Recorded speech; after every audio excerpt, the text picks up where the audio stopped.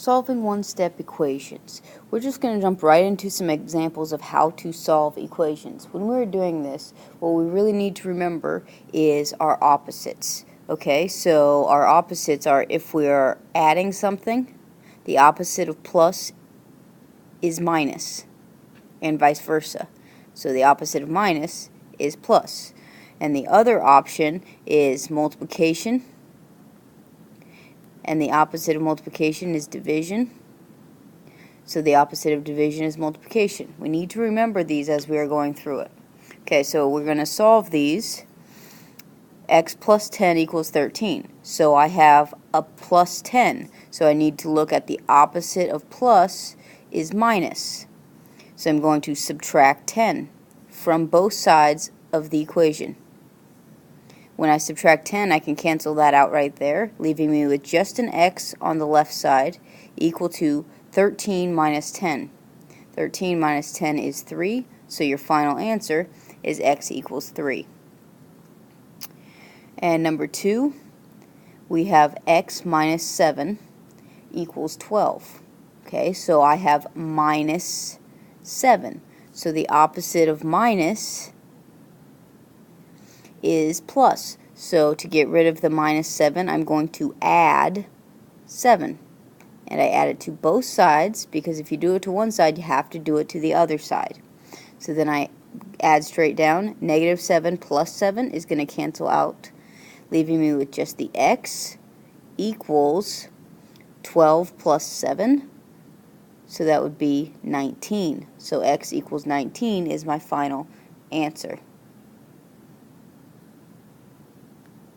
Number 3, 7x equals negative 35. Okay, so whenever they're written right next to each other like that, they're touching each other, 7x, it means times. So if we want to, we could rewrite it as 7 times x equals negative 35. Or we could say 7 times x equals negative 35. Whatever helps you remember that when it's next to it, it means times. Okay, or you could leave it as it is. Now what we want to do is figure out what is the opposite of times. Well, opposite of multiplication is division. So I'm going to divide both sides by 7. So when I divide by 7, the 7's cancel out to 1. 7 divided by 7 is 1. If you don't believe me, you can type it in the calculator. And then we have x equals negative 35 divided by 7, which we would need to simplify that. So we get a negative 5, and that is your final answer. Next one, we have x divided by negative 7 equals negative 6. Okay, so this one I would rewrite as x over negative 7, so that you can clearly see that it's being divided, equals negative 6. Okay, so we're dividing. So we're going to go, so to get rid of division, we are going to be multiplying, because the opposite of divide is multiply. So I multiply by negative 7. If I do it to one side, I got to do it to the other side. And my negative 7's will then cancel out to 1, because negative 7 divided by negative 7 is 1. So I have x equals negative 6 times 7. So double negative is going to make it a positive 42. Example 5, we have negative 3x equals 39. So on this one, remember whenever the two places are touching, and negative 3 is touching the x, it's right next to it, it means multiply.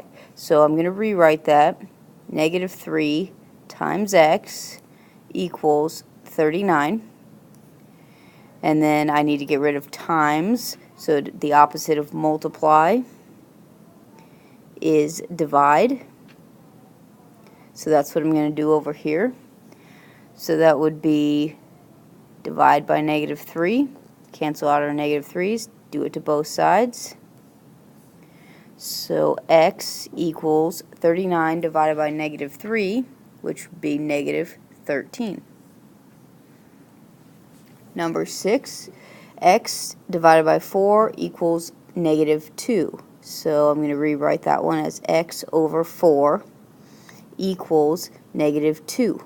So this time I'm dividing, and I'm going to go from division to multiplication. So I'm going to go the other direction because the opposite of divide is multiply. So I'm going to multiply both sides by 4 to cancel out my 4's. And x equals -2 times 4, which is a -8. Example 7, we have -14 plus x equals 3. This one, it might be easier if we rewrite it to write the x term first, but you don't necessarily have to do that. If we write our x term first, we would have a positive x, and then we are subtracting off 14. So we just flip them around, equals 3. Now we should know what to do because the opposite of subtraction is addition. So we're going to go from subtraction to addition.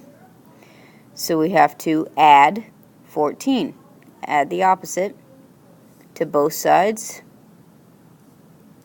So x equals 3 plus 14, which is 17. And that is your final answer.